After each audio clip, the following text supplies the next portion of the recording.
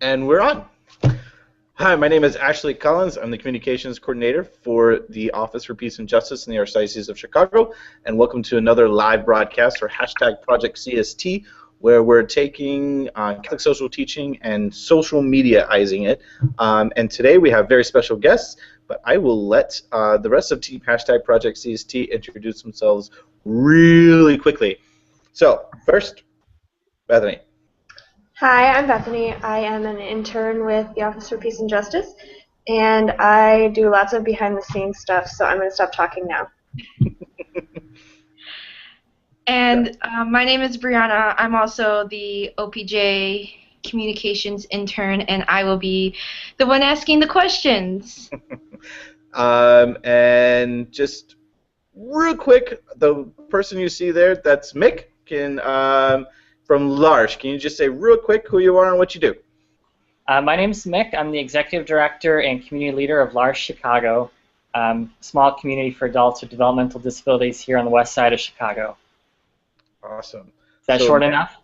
That's great, because we're going to get lots more into it as we talk about the Catholic social teaching of the call to community, participation, and family life. Because we are individually, we are all created in the image of God, and we need to be able to respect that. But also, we're not just individuals living on islands. We are called to be together in community and use our gifts for each other and helping each other grow in a deeper relationship with each other and with God. So we wanted to interview L'Arche because of their specific group of people that live in community. And so for now, I'm going to turn it over to Brianna so we can get this interview started. Brianna, take it away. Awesome. So, Mick, we're just going to do a little review. So can you please introduce yourself and tell us a little about L'Arche and how it was started? Yeah, so again, my name's Mick. L'Arche, I'm really resonating with what Ashley just said about the value and dignity of every human being, because I think that's really the foundation that L'Arche was founded from. We're actually part of, here in Chicago, we've got 2 homes, and we've got some assistants and core members, the people that we support with developmental disabilities, living in 2 homes. And we're actually part of an international federation. There are 140 different communities in 40 countries. And this year we're celebrating our 50th anniversary, the Jubilee. So it was started as a movement in 1964 in Troly, France, which is just outside of Paris. And our founder, Jean Vanier, found his way out there from a mentor of his, Pierre Thomas, and Pierre Thomas was working in a big institution for folks with mental disabilities, and was very moved by the living conditions that they had there. It was very poor at the time, and the quality of life was very low. And our founder, Jean Vanier, was moved just in a very simple way by their cries for love and acceptance and belonging, and felt like these people deserved better because, as Ashley was saying, they're created in the image of God and deserve dignity and respect just like the rest of us do. So Jean, just with no grand vision and no plan or anything like that, invited 2 men to come live with him in a small house, and they devoted themselves to a life of simplicity and of service and of creating a new family there. These are folks that didn't have families, and Jean sort of committed himself to the family that he was creating there in that house outside of Paris. And they decided to call themselves L'Arche, which in French means the Ark. It's a place of refuge. It's a place of salvation for these folks. And what Jean found very quickly, it was also a place of refuge and salvation for him.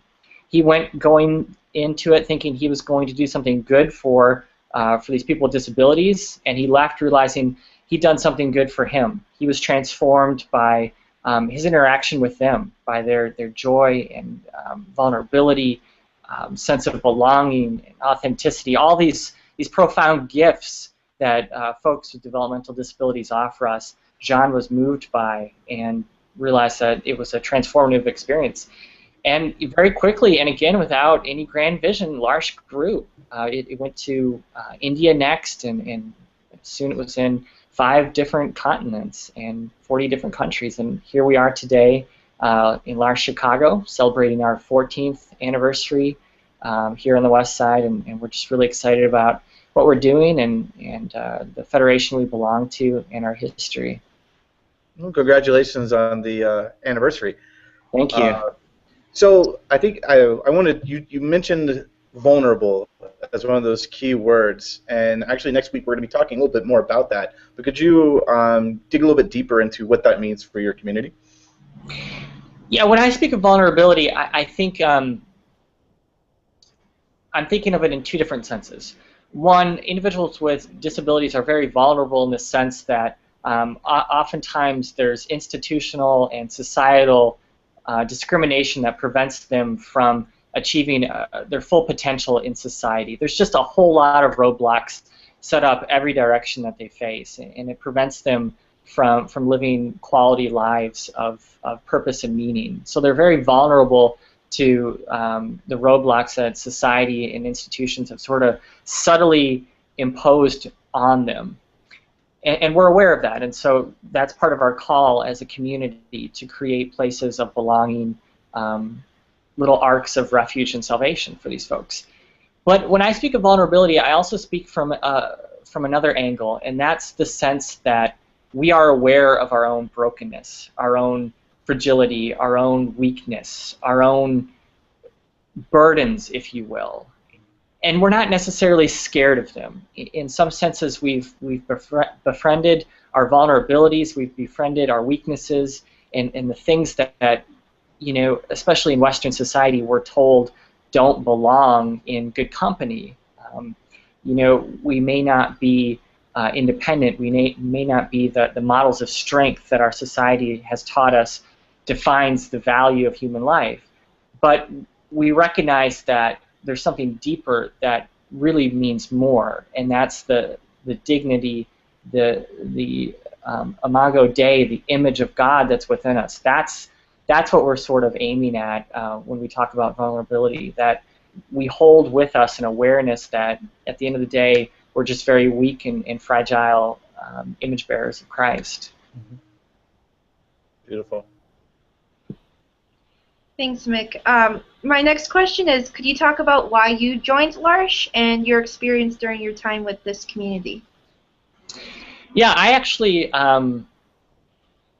worked in a orphanage for physically and mentally disabled orphans in South Korea one semester in between years in college, and I lived right there in the orphanage. It was, you know, sort of on the outskirts of town, and they had their own village, really, in a very real sense. And my job was just to spend time with these orphans and hang out and take walks. And I really became touched by the nonverbal gifts that they offered me. They spoke Korean if they spoke at all. I spoke only English. But yet something was communicated in our time together that filled me with an awareness of their beauty and of their strength and their gift of peace and belonging. And I just couldn't get enough of it. And so while I was there, a friend recommended that I read a book by Henry Nouwen, because Henry Nouwen had a similar experience in actually a large community in Daybreak, Toronto. And so I read this book, and I found that Nouwen really put words to what I was experiencing. So I was out there in this orphanage, you know, kind of alone as one of the sole English speakers. And I was reading Henry Nouwen, and he spoke about the gifts that people with disabilities offered him, especially a young man named Adam, who he was in charge of looking after in Daybreak. And I was so moved by his experience in L'Arche that I thought, I have got to go see what one of these places is all about. And granted, Nouwen is a bit guilty of idolizing community life in some senses. But when I got to L'Arche in Boston, I experienced very similar things. I would say more than anything else, I felt more at home in L'Arche, Boston than I'd felt anywhere aside from my own family home growing up out in Iowa. Being there and just living an ordinary life, doing ordinary things with ordinary people, what was incredibly moving to me. We we hung out at night and watched TV, drove to the beach, cooked, bought groceries, and I found that it was an incredibly transformative experience. It taught me to accept myself with my own vulnerability. It taught me to be more peaceful, more content, and to recognize better the gifts that everyone is offering, not just me in particular, but community, the way that we're all sort of linked together and make each other better in a very real sense. So I just loved my experience in L'Arche, Boston. I spent several summers there, couldn't stop going back, and as soon as I graduated from seminary in Michigan, I looked up the L'Arche community here in Chicago after my wife and I had moved here, and we stayed connected. And when there was an opportunity here to get more involved as the director and community leader, I jumped on it and was just thrilled to be hired because I just love what we're doing and the people that we're supporting and the people we're in relationship with. Awesome. Thank you so much. Well, through the Christian perspective, why do you think it is important to be part of a community like L'Arche or any kind of community that's out there? Well, when I think about my answer to that question, I go back to our founding and think again about how Jean just responded very simply in an active relationship. No grand vision, no structure, infrastructure, no strategic plan. It was just a response of love to another human being. And I feel like at the end of the day, that's what community is. It's responding to each other with acts of love and recognizing that each person has value and meaning and worth. And at the end of the day, we're better because of our relationships with each other. We sort of fill in the gaps that we have as individuals when we come together as a community. There's strength in being together. And I think in a very real sense, it's the way that we've sort of been hardwired to live in society is as communities. You know, whether that's however you make up your community, I think being a part of one is essential to what it means to be human and to be an image bearer of Christ. And so I think people are wired to belong to community. I think they're better as a result of it. I think we understand each other better, we support each other better, we love each other better, and in doing that, we come to our full potential as a presence of faithfulness in the world today. So that was your first one. You said community, and what was the other? Well, the Christian in call general, to like, why L'Arche, or why in general being part of a community? Yeah, I think you got it. I think you hit it on the head. You know, we're called to build. Each one of us has gifts, and each one of us has vulnerabilities, and we are able to grow as a community because of each of those. I have, in my personal experience, I have a younger brother who has Down syndrome, and so this has kind of been a deep part of who I am, actually, to discover his vulnerabilities. And I've worked in the disabilities community and realized, you know, we all have vulnerabilities. And I can't remember if it was Nouwen who was talking about, who had this kind of theology of vulnerability, how Christ, at his most vulnerable, was when he was able to give his most. You know,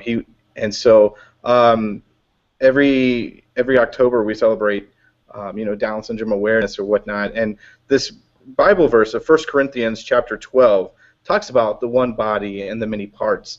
And usually people jump straight to the gifts and, using each other, using your gifts to build up the body. But one that really stuck out to me after I heard this from from someone who's talking about this verse in regards to people with disabilities. And it said, let's see if I can find it. The eye cannot say to the hand, I do not need you, nor again the head to the feet, I do not need you. Then in 22 it says, indeed, the parts of the body that seem to be the weaker are all the more necessary. And those parts of the body that we consider less honorable, we surround with greater honor. And our less presentable parts are treated with greater propriety.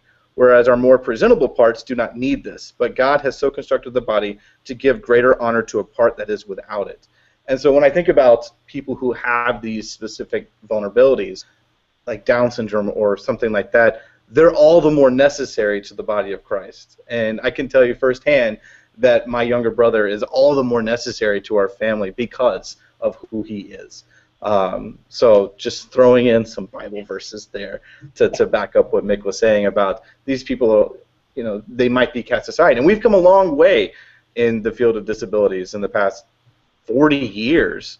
And so to bring this, you know, the Word of God into it, showing that we need to live in a community with people who have these vulnerabilities instead of casting them aside, I think is very important. And that was my rant for the last minute. Mick, if you want to back me up or set me straight, let me know. No, I think you're right on the money there. You know, and we talk a lot in L'Arche about how our call is to be a sign to the world. You know, we're not necessarily a solution. You know, at times I wish we were, but these small communities of faith and friendship that we've established in 140 different countries are a sign that it's possible. It's possible to live together in spite of our differences. It's possible for people who are marginalized to be recognized as full contributing members in society, and it's possible for us to live in harmony as a symbol of healing in divisions and segregation and discriminations in society. So I think you're right on there, Ashley, and I really appreciate the verse and where that's coming from. I'll give it back to Brianna now. Okay. Well, I think you really touched on how does being part of the L'Arche community emphasize the importance of Catholic social teaching. And I was really excited about this interview. Can you tell? I've been like, And I think that's what we need. We need excitement, and we need to show that this is important. And I think, yeah. Well, okay. Why do you think people should get involved in these types of communities, whether it's for L'Arche or similar types of communities? Why should they get involved in these types of communities? I think it's good for the soul. You know, I think it makes us better people when we reach out beyond our own comfort zone, and when we interact with people who are considered weak or marginalized by society. When we interact with people who are different from us, I think it enriches us, and it teaches us how to be better lovers of people and society, and it teaches us that our calling in the world is to bring about healing of division and hurt and pain. And we can do that only when we're a part of a community, when we get to know people heart to heart. That's when I think we really start to make a difference in the world. And there's just something about it just, there's a phrase, God's way is the best way.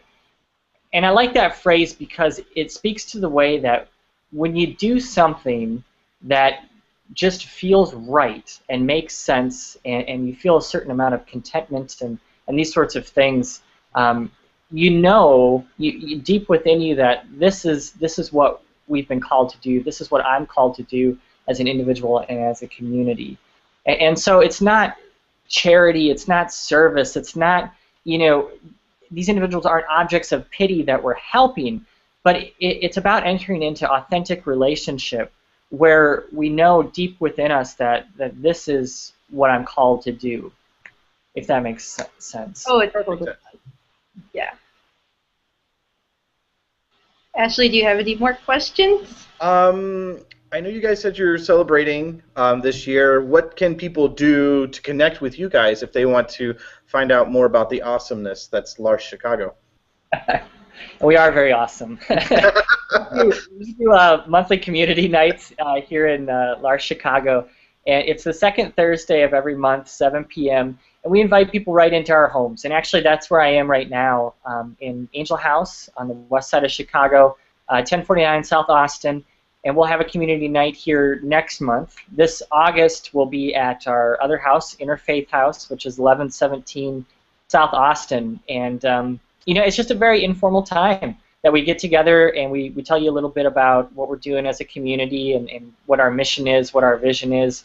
and then you'll get to meet community members and interact with us afterwards. We usually have some snacks set up, and yeah, free company. It doesn't get better than that. And really, I think that's the best way to start to get to know us. It's through relationship, one-on-one, and then we've got all kinds of great opportunities. We've got an anniversary dinner that's coming up here in September, and we just came off of a great golf tournament that we're doing for some fundraising work to grow our community and build some new houses and welcome some new core members into our community. So we're just thrilled about all the potential and opportunities that are around us, and really are looking to invite more people into our community and into the movement that we've begun here in Chicago 14 years ago. So 2 questions. One, can you talk about the structure of L'Arche? Like you said, you're the director, and you have core members, and you have other people, and how does that work? How's L'Arche set up here in Chicago? And then follow that up with where can they get more information and all that goodness. Yep. Well, I can actually even back up even one step and start from the international structure. There you go. So we've got L'Arche International is the federation, and then it moves down into each country. So we're a member of L'Arche USA, obviously, and there's 19 other L'Arche USA communities in the United States. And then we're divided into 3 different regions. So we're a member of what's called the Central Region, and there's 9 other communities that are also a member of the Central Region. And within that region, we do every couple of years a mandate discernment process where we step back and we say, what are our goals for the next 4 years? What are we feeling called to achieve, and what are our areas of growth, and some of these things. And so we really clearly define what we want to do and who we want to be on the regional level. And then it moves down to the individual community, and we're very much an autonomous organization, but yet we've got this very real commitment to the L'Arche mission and identity and our membership within L'Arche USA and the region. So we're very much in communion with these other bodies as we craft our own mandate here in Chicago. And so we've done that, and we're working now on a few priorities that we've identified in the last couple of years that we feel called to do here in Chicago, one of which is to explore expansion and growth. And so we're looking at new houses, and we're looking at some areas where we can invite new people into our community. So that's sort of the structure of our community. And then sort of on a practical level, we have a board, 10-person board, who oversees the fidelity of which we're living our mission to these items identified within the mandate, and the board really empowers me to go out and do the nuts and bolts, get everything together kind of work.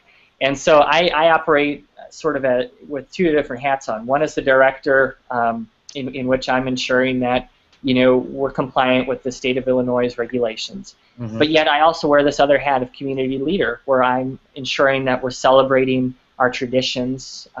For every core member, we get together on a monthly basis and celebrate their anniversary with us. And we say, you belong here, and these are your gifts, and we want to continue to support you here in L'Arche, Chicago. So, you belong in this place, and it's your anniversary.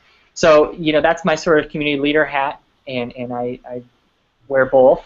And then we've also got a full-time development director, and we've got a full-time community coordinator as well, who are working those angles, working on some fundraising, because we're always trying to go above and beyond what a sort of quote-unquote typical group home in Illinois does. And we're interested in having retreats and getting out on vacations and doing things that really mean something, and it costs money, and so we've got to invest some commitment into fundraising and development.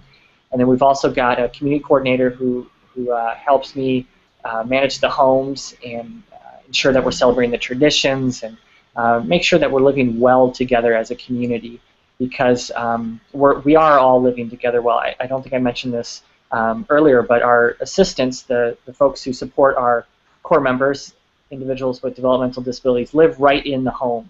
That's what I was getting. Yeah. Yeah, that's pretty much the defining characteristic of L'Arche is we all live together. We share life in a very ordinary way in family-style homes. And so we need that extra support from a community coordinator to achieve that. And then within the homes, we have house coordinators who help do it on a very practical basis within the homes. And then we've got the assistants who are also engaged in these relationships of mutuality with the core members. Awesome. Awesome. So where can they find out more information about L'Arche Chicago? LarcheChicago.org. It's our webpage, and I think we've got a lot of great information on there. Hopefully it fills in some of the blanks that I may have left out. It also has ways you can get involved. We're always looking for new live-in assistants. We have opportunities every couple of years for folks to come in and apply to live with us. Typically they make a year-long commitment. We often have younger assistants who have just graduated from college and are looking for a transformative experience, looking to do something different or new. So you can get an application on the website, or if you're interested in learning more about supporting us, there's information there. Come to a community night, get to know us. A lot of good stuff there, I think. And reach out to me. I'm always happy to chat and get to know more people and welcome you into L'Arche Chicago. Awesome. Rana, you good? Can I just say one thing real quick, if that's okay with you? It's fine with me. Thanks. My friend actually is in L'Arche, Ireland right now. She just left a couple days after, or a couple weeks after graduation, and she posts like so many pictures and like statuses about everything she does there, and I think it's so beautiful, and I think what you said was those images is what helped me like understand what L'Arche was and like what exactly everyone is doing, and how her name's Jamie, how Jamie is being part of that community and is like showing the dignity and like being one with everyone that's there. So I just wanted to like tell you how like I've seen it, excuse me, and that like I want to agree with you. Are you about to start crying? No. Oh, okay, just making sure. It sounded like it was heading that direction. So, Bethany, you got anything? Silent Bethany over there? No, I don't. I'm just really happy with everything that was just said. Awesome. Well, Mick, thank you so very much for taking the time out to be with us today and let us know what L'Arche is doing and how they're upholding Catholic social teaching there. So, again, thank you very much. Thank you for having me. I really appreciate it. All right, everyone. Be sure to check out our other videos for #ProjectCST, where we are interviewing people about Catholic social teaching. And check out chicagopeaceandjustice.org to get more information on Catholic social teaching and how you can get involved. So, Brianna, lead us out. Well, before I say our famous line, it's important. Don't forget to send us your selfies because we want to know that you are part of the team. And hashtag it Team Project CST. That's all I wanted to say. Anyway. All right, now take us out. This has been Catholic Social Teaching for Your Everyday Life. And I'm Brianna.